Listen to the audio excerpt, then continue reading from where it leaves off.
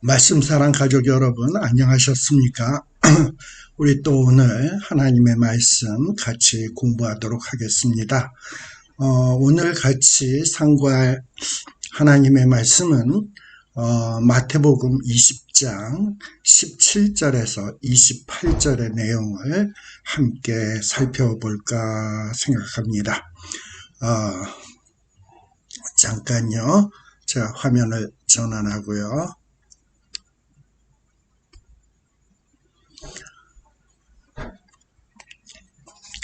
자, 마태복음 20장 17절의 말씀은 어떻게 시작하냐? 20장 17절 말씀에 보면 예수께서 예루살렘으로 올라가려 하실 때에 12제자를 따로 데리시고 길에서 이르시되 라고 되어 있습니다. 이제 예수님께서는 베레아 사역을 마치시고 이제 유월절을 지키기 위해서 예루살렘으로 올라가려 하고 계십니다.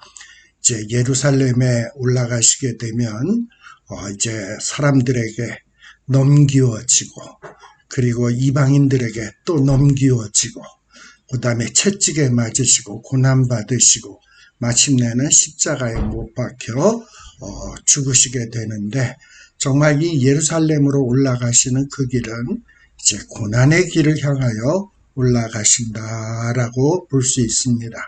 근데 이때에 예루살렘으로 올라가실 때에 예수님께서 12제자, 그동안에는 많은 무리들이 따르고 있었지만 특별히 이제는 12제자들만 따로 데리고 지금 올라가고 계시면서 제자들에게 말씀을 하십니다. 이 제자들에게 하시는 말씀을 우리가 잘 이해하기 위해서는 그동안의 어떤 이런 제자들의 모습을 한번 우리들이 한번 복습해 볼 필요가 있습니다. 우리가 17장, 마태복음 17장에 보면 변화산 사건이 있었어요.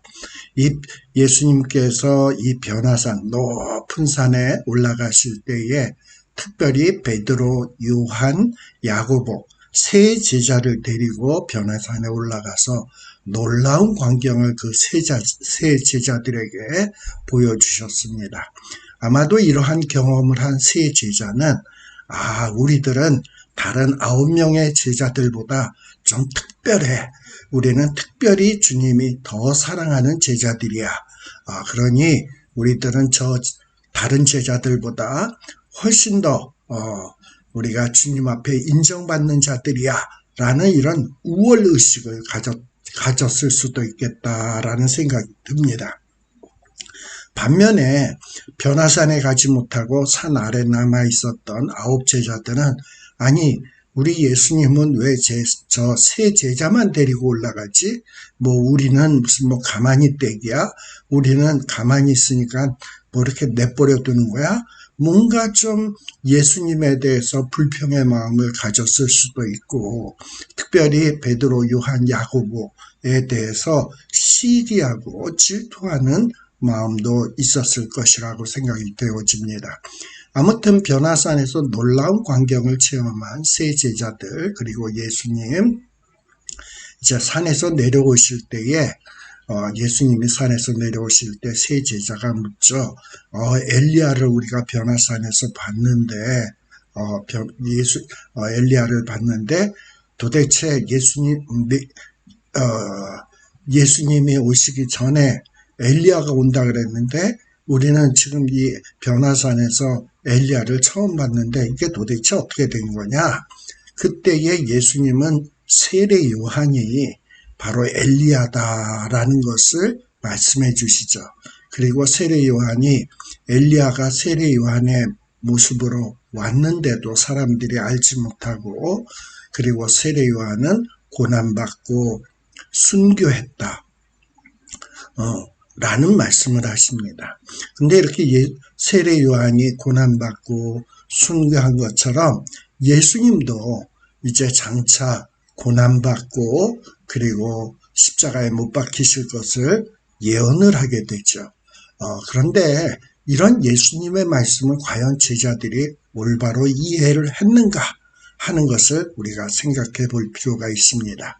또한 마태복음 17장 12절에 보면 변화산에서 내려왔을 때 예수님께서 간질병 걸린 아이, 특별히 귀신이 들려서 그랬던 거죠. 귀신을 내쫓고 그 간질병 걸린 아이를 고친 후에도 우리 예수님께서는 마태복음 17장 22절에서 23절에 보면 내가 장차 고난을 받을 거다. 십자가에 못 박혀 죽을 거다. 그리고 장차 이런 험난한 길이 있음을 제자들에게 말씀을 하셨어요. 근데 그 이야기를 들었던 제자들은 잠시 근심을 합니다. 그러나 그 근심은 그때뿐이었어요. 그때만 잠시 근심했고 언제 그랬나 라는 이런 모습으로 되돌아가게 됩니다. 그것을 잘 알 수 있는 것이 18장 1절에 보면 제자들은 다시금 예수님에게 와가지고 예수님, 천국에서 과연 누가 큽니까? 라고 이런 질문을 던지게 돼요. 그때에 주님께서는 어린아이를 제자들 앞에 세우시고 바로 이 어린아이와 같이 되지 아니하면 천국에 들어갈 수 없다. 즉 어린아이와 같이 아무것도 아닌 존재, 인정받지 못하는 존재, 인간으로서 대접받지 못하는 존재, 즉 스스로가 생각할 때 나는 아무것도 아니야, 별것 아니야, 이런 의식이 없는 자는 천국에 들어갈 수 없다. 이런 어떤 자기가 아무것도 아님을 깨닫고 낮아지는 자야말로 천국에 들어갈 수 있다라고 말씀을 합니다. 그런데도 이런 이야기를 들은 제자들은 이 말의 뜻이 무엇인지 모르는 것 같아요. 우리가 전에 공부했습니다만 19장, 마태복음 19장 27절에 보면 또 베드로와 요한, 야고보인 것 같아요. 베드로와 요한, 야고보가 예수님, 우리가 모든 것을 버리고 주님을 따랐으니 우리는 무엇을 얻겠습니까? 베드로와 요한, 야고보는 자기네들이 모든 것 버린 것을 무엇을 버렸다라는 걸 생각하고 있을까요? 그건 낡아 빠진 고깃배, 그리고 찢어진 그물. 우리가 그런 거 버리고 주님 따르지 않았습니까? 그까지 고깃배와 찢어진 그물이 무슨 대수라고 대단한 업적이나 쌓은 듯 우리가 이런 거 다 포기했는데 우리가 무엇을 얻겠습니까? 라고 얘기를 하고 있는 것을 볼 수 있어요. 그야말로 제자들은 예수님이 가시는 그 길, 고난의 길의 의미에 대해서는 깊이 생각하지 않냐고, 예수님은 곧 왕이 될 거야. 예수님은 높아질 거야. 그러면 우리는 그때에 뭔가 얻을 수 있어. 우리는 높아질 수 있어. 오로지 여기에만 관심이 있는 거예요. 참 한심하기 끝이 없죠. 근데 그럼에도 불구하고 우리 예수님께서 이 베드로와 요한에게 뭐라고 말씀하십니까? 그래, 너희들이 그물을 버려뒀지, 고깃배를 버려뒀지, 그래, 이제 내가 모든 것이 새로워질 때 너희들을 12보좌에 앉게 해서 12지파를 다스리는 권세를 줄 거다라고 말씀을 하세요. 제자들은 주님이 고난받으신다, 죽으신다, 그리고 정말 하나님의 뜻을 이루기 위해서 십자가의 길을 가야 된다, 이런 거에 대해서는 전혀 마음에 두지 아니하고 오로지 뭔가 주님은 장차 고난을 받으실 텐데 그런 거 전혀 마음에 두지 않냐고, 어떻게 해서든지 주님이 높아지면 우리는 얼마나 더 높아질 수 있을까? 무엇을 얻을 수 있을까? 여기에만 그저 전전긍긍만 하면서 여기에만 관심이 있었습니다. 이렇게 어떤 자기네들이 관심이 그냥 높아지는데 무엇을 얻을 것이냐라는 데만 관심이 확 꽂히다 보니까는 뭔가 주님의 이야기가 안 들려. 나는 장차 고난받아야 돼, 십자가 져야 돼, 그리고 죽어야 돼, 그리고 모든 사람을 위해서 나는 정말 고난의 길을 가서 십자가 짐으로써 대속의 사역을 이루어야 돼, 이런 건 안 들려. 주님이 높아진다, 우리에게 우리를 12보좌에 앉히신다, 그리고 우리에게 12지파를 다스리는 권세를 준다, 여기에만 그냥 그런 소리만 들리는 거예요. 자, 이러한 제자들에게 또 우리 예수님은 뭐라고 얘기했습니까? 천국은 하나님의 은혜로 가는 것이지 너희들이 무엇을 포기했다고 무엇을 업적을 쌓았다고 니들이 뭔가를 했다고 가는 것이 아니야 라고 말씀하세요. 그래서 품꾼의 비유를 설명을 했습니다. 여러분, 포도원 주인이 품꾼들을 부른 것은 이건 큰 은혜예요. 그 품꾼들이 포도원에 와서 일 좀 했다고 자랑할 것이 없습니다. 정말 품꾼에서 일하게 해준 것만으로도 정말 품꾼들은 감사해야 했어요. 이와 같이 천국은 모든 천국에 들어가는 모든 사람이 다 은혜를 입어서 들어가는 곳이지 어떤 행위나 업적으로 들어가는 것이 아닙니다. 그러니 천국에 있는 자는 다 엄청난 무한한 은혜를 받은 사람들이에요. 그런데 어떤 사람은 정말 자격이 없는데 은혜로 들어왔고 어떤 사람은 그래도 세상에서 인정받을 만한 사람인데 그자도 은혜를 입어서 천국에 들어왔어요. 그런데 나는 이만했는데 은혜를 받아서 들어왔는데 저자는 은혜 받을 자격도 없는데 은혜를 받고 들어왔네. 그렇다고 해서 내가 더 잘났다, 내가 더 많은 것을 가져야 된다, 이래서야 되겠습니까? 더 은혜, 덜 은혜, 이게 천국에서 무슨 문제가 되겠습니까? 이런 거 가지고 따지기 시작하면 이거 도토리 키재기예요. 정말 별것도 아닌 것들이 누가 더 높냐, 누가 더 잘났냐 하는 것은 정말 한심한 모습을 보여주는 것입니다. 그래서 우리 예수님은 품꾼의 비유, 제일 마지막 부분 품꾼의 비유를 말씀하시고 마지막에서 뭐라고 말씀했습니까? 야, 먼저 된 자가 나중될 수 있어. 그리고 나중된 자가 먼저 될 수 있는 거야 라고 말씀을 했어요. 근데 이런 의미심장한 말씀을 여전히 제자들은 못 알아먹는 거예요. 이 말씀의 뜻을 못 깨닫고 있는 것 같습니다. 그저 이제 예수님이 예루살렘에 들어가면 왕이 될 텐데 그때 우리는 무엇을 얻을 것인가? 얼마나 높아질 것인가? 어떤 지위를 부여받을 것인가? 그때 누가 더 높을 것인가? 여기에만 오로지 관심이 있었어요. 자, 그런데 이런 제자들의 마음을 훤히 꿰뚫어 보시는 우리 주님이 이 마태복음 20장 17절에 이 예루살렘으로 올라가실 때에 이 한심한 12 제자들의 마음을 꿰뚫어 보셨어요. 그리고 이들에게 말씀을 하시는 내용이 바로 이 17절 이하에 등장되게 되는 것입니다. 우리 예수님이 뭐라고 말씀하십니까?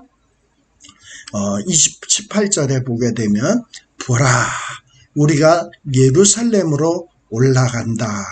우리가 예루살렘으로 올라가는데 이 올라가게 되면 나 인자, 예수님은 대제사장들과 서기관들에게 넘겨질 것이다. 그리고 대제사장들과 서기관들의 손에 넘겨지게 되면 이 못돼 먹은 대제사장들과 서기관들이 자기네들의 그 기득권을 지키기 위해서 예수님을 죽이기로 결의하게 될 것이다 라고 제자들에게 말씀하고 있는 거예요. 자, 우리 예수님은 예루살렘에 왜 올라가십니까? 어떤 하나님께서 부여하신 메시아의 사역을 감당하러 지금 예루살렘으로 올라가는 거예요. 근데 예수님이 이 초림하셔서 첫 번째로 감당해야 될 메시아의 사역은 뭐냐? 바로 그 하나님의 뜻을 이루는 건데 우리 인류의 모든 죄짐을 다 걸머지시고 우리 대신 고난받으시고 우리의 죄값을 치르기 위해서 십자가에서 아주 비참하게 모욕과 천대를 당하시면서 우리를 위하여 대신 죽으시는 거예요. 이게 예수님이 감당해야 될 첫 번째 메시아의 사역인 것입니다. 그래서 이 사역을 감당하기 위해서는 첫째는 예수님이 대제사장들과 서기관들에게 넘겨져야 된다라는 거예요. 그런데 이 18절 초두에 보면 어떤 말이냐? 빨간 글씨로 써놓은 거, 이두 보라라는 말이에요. 이 보라라는 말은 우리 예수님이 어떤 말씀을 하실 때 이 듣는 청중들에게 관심을 집중시키는 말이 보라예요. 지금 제자들은 누가 높아질 것인가? 무엇을 얻을 것인가? 예루살렘에 가면 우리가 어떻게 출세할 것인가? 여기에 관심이 있어요. 근데 여기에 관심 있는 제자들에게 얘들아, 너희들이 관심을 기울여야 될 것은 그런 것이 아니야. 보라! 너희가 이제부터 내가 하는 이 말에 관심을 기울여야 돼. 그러면서 나는 예루살렘으로 올라가는데 왕이 되러 가는 것이 아니다. 너를 높여주려고 가는 것이 아니다. 나는 이제 사람들의 손에 넘겨질 것이고 죽으러 가는 것이다. 너희들은 여기에 좀 관심을 기울여야 돼. 하고서 보라라는 말씀을 하시는 거예요.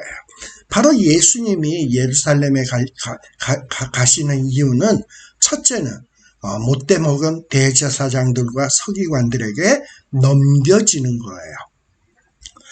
그리고 이 넘겨지는 것은 그야말로 하나님의 뜻 때문에 넘겨지는 거예요. 하나님은 우리를 구원하기 위해서 예수님께 우리의 죄짐을 다 짊어지고 사람들의 손에 넘겨줘서 우리를 위해서 대속의 죽음을 죽도록 하는 것이 하나님의 뜻이에요. 그러기 위해서 예수님은 정말 본인의 뜻은 아니지만 넘겨져야 되는 거예요. 그런데 예수님은 얼마든지 이것을 피할 수 있어요. 그러나 예수님은 넘겨지는 것을 피하지 않으시고 그 하나님의 뜻에 순종하고 있는 것을 볼 수 있습니다. 바로 이 예수님의 죽음은 반드시 필요해요. 우리의 죄를 사하기 위해서는 예수님이 우리 대신 반드시 고난을 당해야만 합니다. 그래서 예수님의 죽음에 대해서 예고하는 이런 구절들을 보면 거기에 어떤 헬라어 단어가 사용되느냐 하면 헬라어 데이라는 말이 사용되고 있어요. 이건 영어의 must라는 말에 해당되는 말이에요. 해야만 한다. 반드시 해야만 한다. 라는 거예요. 예수님은 우리의 죄를 구속하시기 위해서 반드시 십자가 져야 돼요. 반드시 넘겨져야만 합니다. 이것이 하나님의 뜻이에요. 근데 이 하나님의 뜻에 주님은 순종하고 있는 겁니다. 이렇게 예수님이 십자가의 죽음을 당하게 된 것은 이건 수동태예요. 이렇게 예수님이 십자가의 죽음을 당하게 되는 것은 하나님의 뜻이다. 예수님의 뜻이 아니라 하나님의 뜻인데 예수님은 이러한 하나님의 뜻에 순종하고 있다라는 것을 강조하고 있는 것입니다.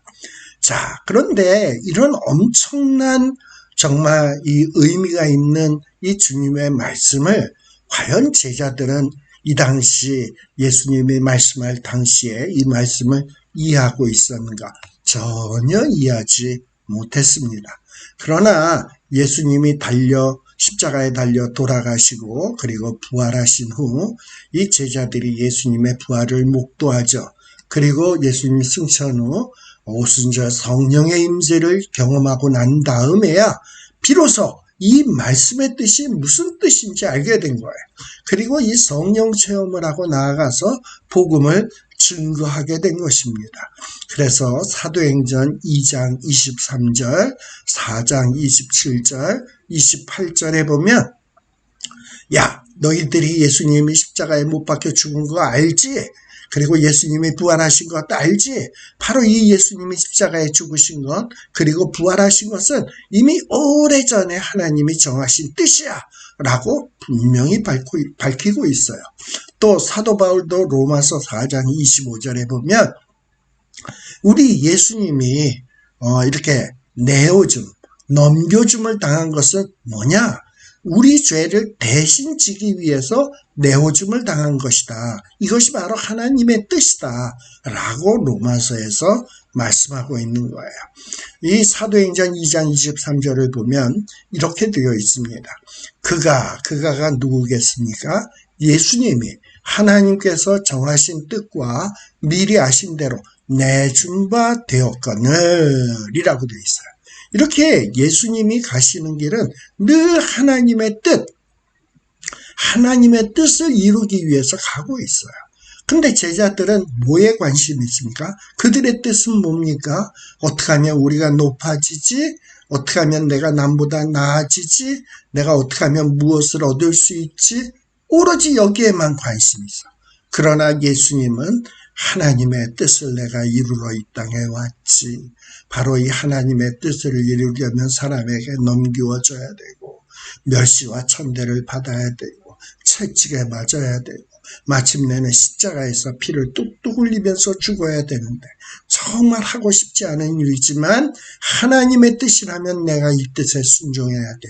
이게 예수님의 관심사였단 말이에요. 그래서 이 예수님의 관심사와 제자들의 관심사가 얼마나 다른가 하는 것을 알 수 있어요. 또 사도행전 4장 27절, 28절에 보면 이 이방인들, 이스라엘 백성들이 합세해가지고 하나님께서 기름 부으신 거룩한 종 예수를 거스려 예수님을 핍박하죠. 그리고 예수님을 죽이죠. 근데 이것이 다 뭐냐? 하나님의 권능과 뜻대로 이루려고 예정하신 그것을 행하려고 이 성에 모였다.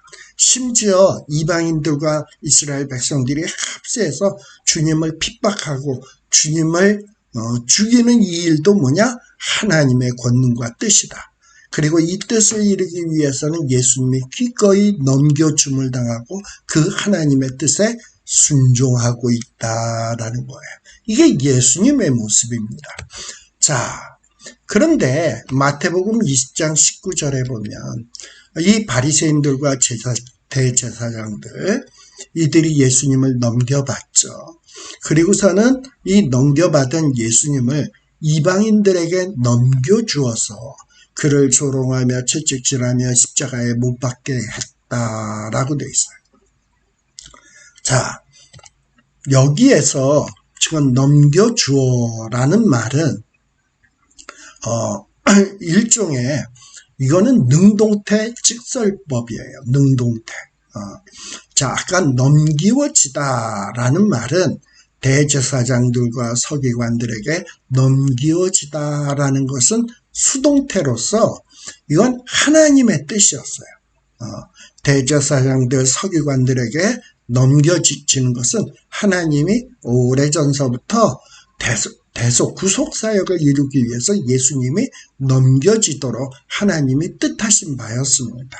그러나 대제사장들과 서기관들이 예수님을 죽이기로 판결을 하고 그리고 이방인들, 즉 로마 당국을 대표하는 로마 총독 빌라도에게 넘기는 것은 대제사장들과 서기관들의 자발적 의지로 이루어진 일입니다. 이거는 대제사장들과 서기관들의 의지에 의해서 이루어진 일이다라는 것입니다.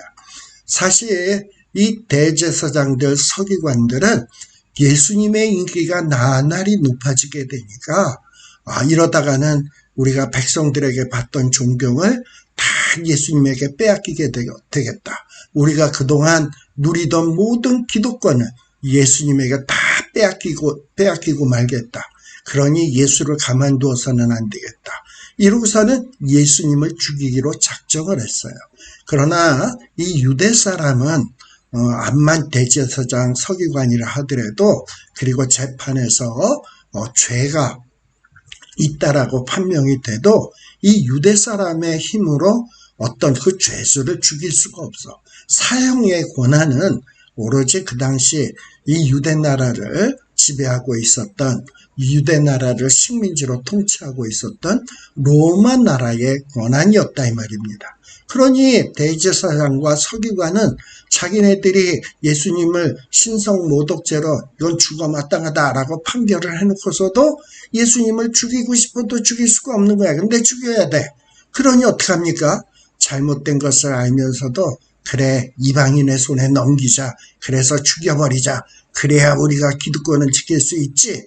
이러면서 이 예수님을 이 이방인들의 손에 넘기게 되는 것입니다.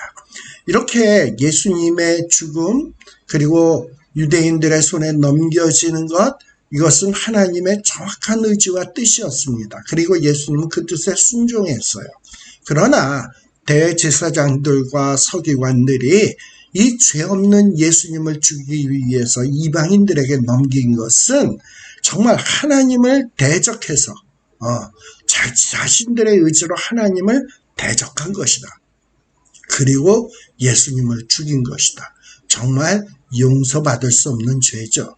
이 죄로 인해서 결국 유대인들은 예수님이 죽으신 후 2000년 동안 정말 세계에서 유리방황하면서 얼마나 많은 비참한 생활을 합니까? 그게 다 정말 억울한 핏값, 예수님을 정말 무고하게 죽인 그 핏값을 톡톡히 받는 것이었어요. 참 얼마나 무서운 일인지 모르겠습니다. 자, 그런데 예수님이 이렇게 바리새인들과 서기관들의 손에 대제사장들의 손에 의해서 넘겨지게 되면 어떤 일을 당하게 되냐?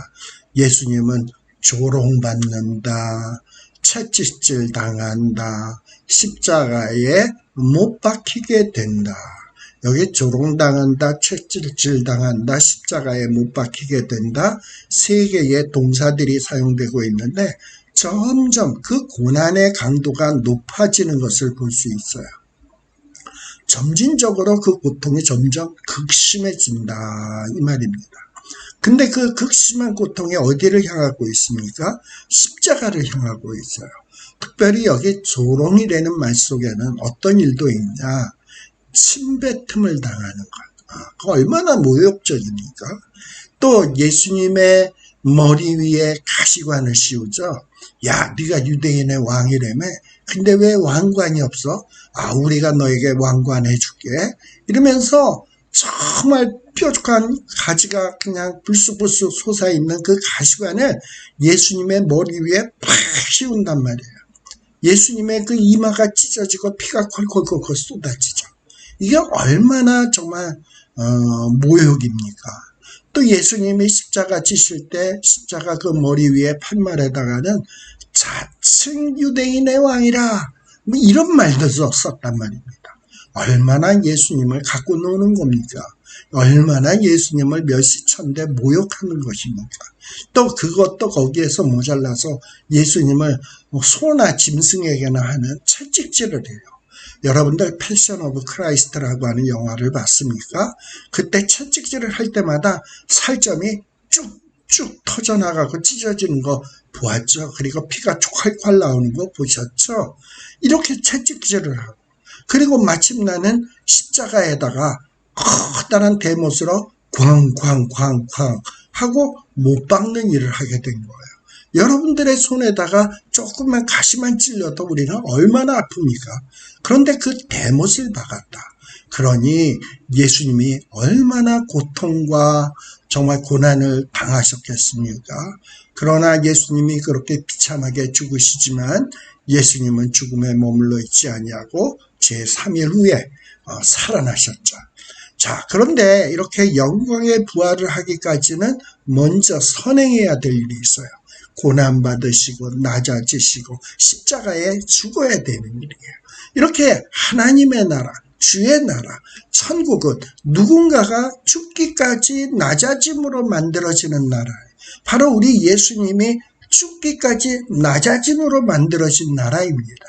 그는 근본 하나님의 본체시나 하나님과 동등되이 여김을 받지 아니하시고 인간의 몸을 입고 지극히 낮아지셨어요. 그리고 인간들을 섬기셨어요. 종으로서 섬기셨어요. 그리고 죽기까지 낮아지셨어요. 그리고 고통당하셨어요. 죽임당하셨어요. 그로 인해서 만들어진 나라가 뭐냐? 천국이다. 그로 인해서 만들어지는 나라가 뭐다? 하나님의 나라다라는 거예요.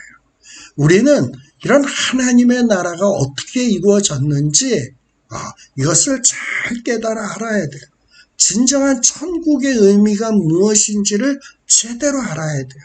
천국에 들어가는 그 사람들은 바로 이렇게 주님이 엄청 낮아지심으로써 그 은혜로 인하여 들어가는 자들이 천국 백성이에요. 근데 이 천국 백성들이 천국에 들어가서도 누가 높냐, 우리가 무엇을 얻을까, 여기에 관심을 기울인다면 되겠습니까? 내가 세상에서 조금 더 일했으니까 저렇게 덜 일한 저 머저리 같은 인간보다는 내가 더 많은 상급을 받겠지, 이런 생각이나 하고 있다면 그것을 천국 백성답다고 할 수 있겠어요? 바로 그런 것들이 품꾼의 의미에서, 품꾼의 비유에서 예수님이 말씀한 것들 아니겠습니까? 그런데 제자들은 이런 엄청난 중요한 의미를 깨닫지 못하고 있어요. 바로 그런 모습을 보여주는 것이 요 마태복음 20장 20절에서 23절의 내용입니다. 여기에 보면 세베대의 아들이 나와요. 세베대의 아들들은 다 누구냐? 요한과 야고보와 요한이에요. 야고보와 요한의 어머니 살로메입니다. 이 살로메가 아들들 야고보와 요한을 데리고 예수님에게 씩씩거리고 오고 있는 장면입니다. 이 장면이 20절에서 23절에 소개되고 있어요. 바로 20절에 보게 되면 그때의 세베대의 아들 어머니가 살로메가 그 아들들을 데리고 씩씩거리고 와서 예수님에게 넙죽 절하는 거예요. 그러면서 뭔가를 구하는 거예요. 예수님, 부탁이 있어요. 이러고서는 예수님에게 와서 넙죽 절하면서 예수님에게 뭔가 부탁을 하고 있는 겁니다. 자, 그런데 이 야고보와 요한의 어머니 살로메는 어떤 사람이냐? 바로 예수님의 어머니였던 마리아의 자매예요. 자매. 언니인지 여동생인지는 확실치는 않지만 많은 성경학자들이 마리아의 자매다. 어떤 이는 친척이라고 하는 사람도 있는데 제가 볼 때는 마리아의 자매가 맞는 것 같습니다. 자, 그것을 우리가 어디서 알 수 있냐? 요한복음 19장 25절에 보면 예수님이 십자가 지실 때 십자가에 못 박혀 죽으실 때에 그 십자가 곁에 그 어머니는 누구겠어요? 예수님의 어머니 마리아와 이 십자가 곁에는 마리아, 예수님의 어머니 마리아가 있었고, 그리고 또 누가 있었냐? 여기 보면 빨간 글씨로 이모라고 되어 있죠. 이모와 바로 이 이모가 누구냐? 마리아의 여동생이니까 이모죠. 그러니 예수님에게는 이 살로메가 이모가 되는 거죠. 왜냐? 어머니 마리아의 동생이거나 언니니까 이모가 되는 거예요. 이모와 글로바얀의 마리아와 막달라 마리아가 예수님 십자가 곁에 있었다라고 되어 있어요. 이런 걸 보면 이 예수님 십자가 지실 때에 이 살로메도 와 있었던 것 같아요. 근데 이 살로메를 요한은 이모다, 예수님의 이모다라고 분명하게 밝히고 있습니다. 자, 이 살로메는 어떤 여자냐? 예수님을 참 아끼고 예수님을 참 좋아했던 사람이었던 것 같습니다. 그래서 예수님이 갈릴리 사역을 시작할 때부터 요한과 야고보를 불렀죠. 그때서부터 요한과 야고보도 예수님을 좋아했지만 살로메 역시 주님을 무척 좋아하고 주님을 섬기던 여자였던 것 같습니다. 마가복음에 잘 나타나 있어요. 그러나 지금 이 살로메는 어떤 모습을 보이고 있습니까? 팔은 안으로 굽는다고 자기의 두 아들 야고보와 요한을 위해서 무리한 요청을 지금 예수님에게 하고 있는 거예요. 어떻게 이 살로메가 이 두 아들을 위해서 무리한 요청을 하게 됐을까? 제가 앞에서 설명했지만 예수님이 제자들이 예수님에게 이런 부탁을 했죠. 주님, 우리가 그물을 버려두고 그리고 또 고깃배를 버려두고 주님을 쫓지 않았습니까? 바로 이렇게 그물을 버리고 고깃배를 버렸던 자가 누구였습니까? 베드로와 야고보와 요한이었어요. 이렇게 정말 별 볼 일 없는 고깃배 버린 거, 그물 버린 거를 무슨 대수 있냐? 우리가 이렇게 버렸는데, 희생했는데 무엇을 얻을 수 있습니까? 이러고 얘기했을 때 이 한심한 제자들의 모습임에도 불구하고 예수님은 뭐라고 얘기했어요? 그래, 내가 모든 것을 새롭게 할 때 너희를 12보좌에 앉혀줄게. 그리고 너희들에게 12지파를 다스리는 권세를 줄게. 라는 얘기를 하셨거든요. 근데 그 말이, 그 예수님의 말씀이 머리에 팍 꽂혔단 말이지. 그걸 마음에 두고 있었던 것 같아요.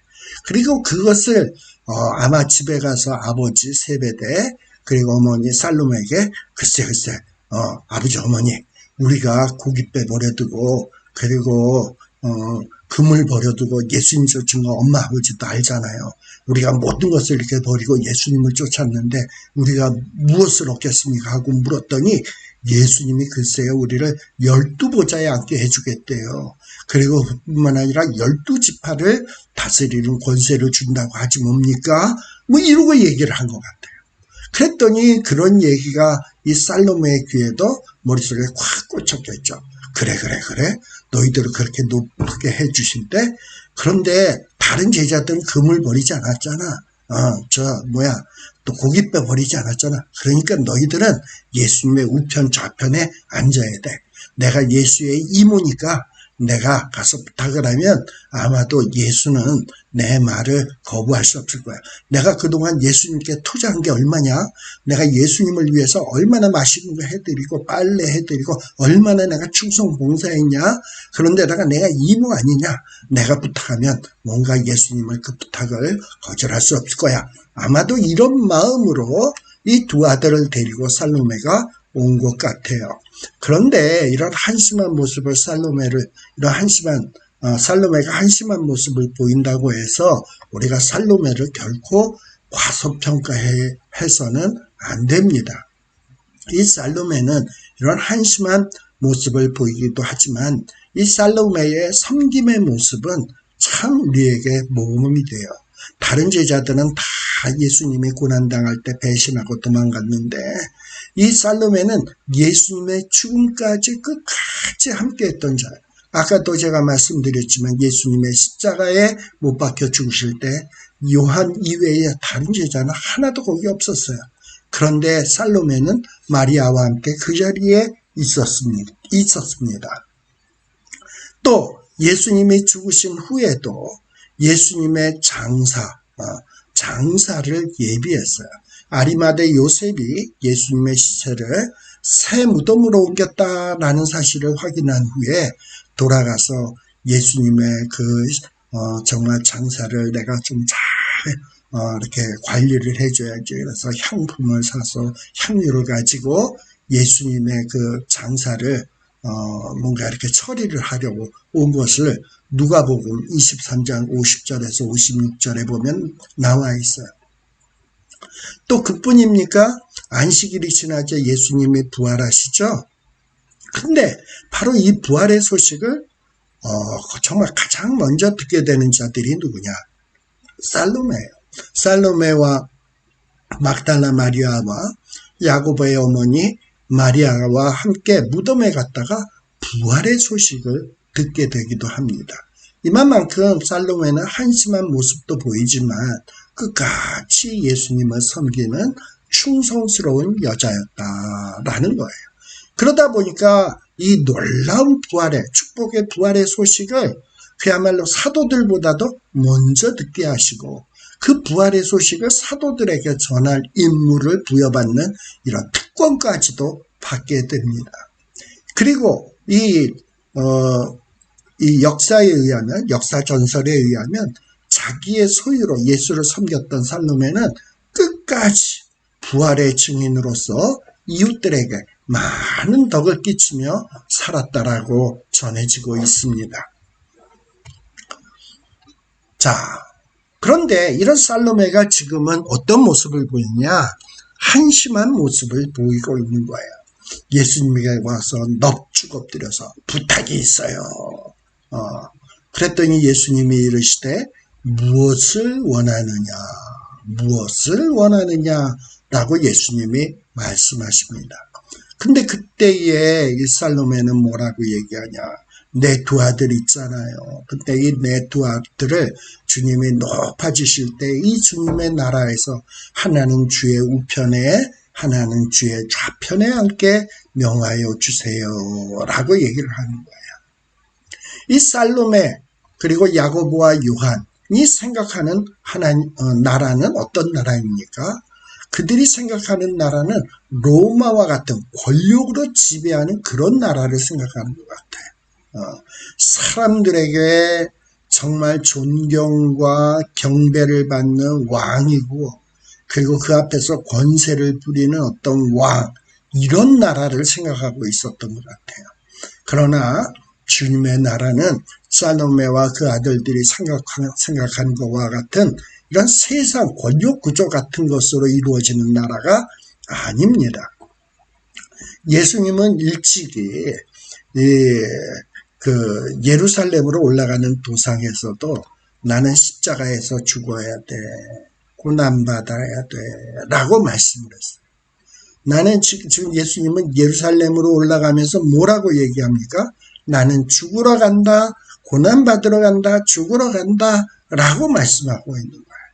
근데 그 순간에 20절에 보면 세베대의 아들들의 어머니 그리고 그 두 아들들은 나타나서 예수님에게 뭘 간청하고 있냐? 높아지기를 간청하고 있어요.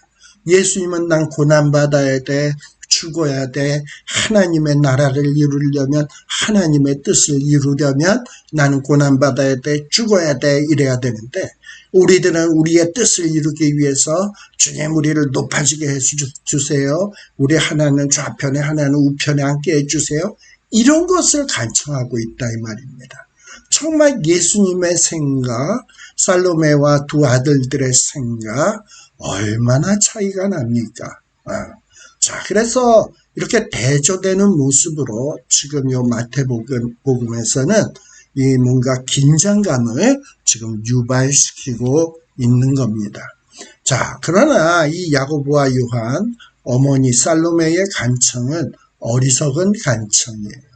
주의 나라가 무엇인지, 주의 나라의 참다운 의미가 무엇인지 이해하지 못하는 아주 무식함, 무지에서 비롯된 것임을 우리는 잘 새겨두어야 합니다. 하나님 나라에서는요, 예수님의 좌편, 우편, 그리고 영광의 권세의 자리에 앉는 것, 즉 으뜸이 되려고 한다면 그 으뜸이 되려고 하기 위해서는 어떤 것이 조건으로 갖추어져야 되냐? 어린아이처럼 낮추는 것이 바로 으뜸되는 필수 조건이라는 것을 잊어서는 안 됩니다. 어린아이처럼 낮춘다는 것은 뭡니까? 정말 아무것도 아니다. 전혀 대접받지 못한다. 인격적 취급을 받지 못한다. 그런 존재로 낮아지는 거예요. 근데 이런 존재로 내가 낮아져야지가 아니라 정말 하나님 앞에서 자기를 돌이켜보면서 맞아, 난 죄인이야. 난 죽어 마땅해. 내가 무슨 존경을 받을 수가 있겠어. 그저 이 구원받은 것만으로도 감지덕지지. 난 아무것도 아니야. 내가 한 것은 없어. 모든 것이 다 주의 은혜야. 이렇게까지 낮아질 때에 바로 이것이 천국 백성 되는 것이고, 그런 자가 천국에서 으뜸이 된다라고 하는 것입니다. 바로 이것이 18장 1절에서 4절에서 이야기하고 있는 거예요. 여러분, 하나님 나라의 가치관은 이 세상의 가치관하고는 정말 정반대임을 기억해야 돼요. 우리 그리스도인들은 지금 이 세상에 살고 있죠. 그러나 이렇게 비록 우리가 이 세상에 살고 있다 할지라도 우리는 가치관이 똑바라야 돼. 우리의 가치관은 세상의 가치관이 아니라 하나님 나라의 시민으로서 그 나라의 가치관을 가지고 살아야 하는 거예요. 로마서 12장 2절에 뭐라고 말씀하고 있습니까? 너희는 이 세대를 본받지 마라. 이 세대의 가치관을 본받지 마라. 그리고 변화를 받아서 하나님이 기뻐하시고 온전하신 뜻이 무엇인지 분별하도록 해라. 하나님의 뜻이 뭔지, 하나님 나라의 가치관이 뭔지 잘 분별하고 마음에 새기고 살아야 한다는 거예요. 과연 저와 여러분들은 그러한 가치관을 가지고 살고 있는지요? 자, 그런데 살로메와 야고보와 요한은 지금 엉뚱한 질문을 하고 있는 겁니다. 엉뚱한 부탁을 하고 있는 겁니다. 자, 이 부분에 대해서는 우리 잠시 쉬었다가 또 살피도록 하겠습니다.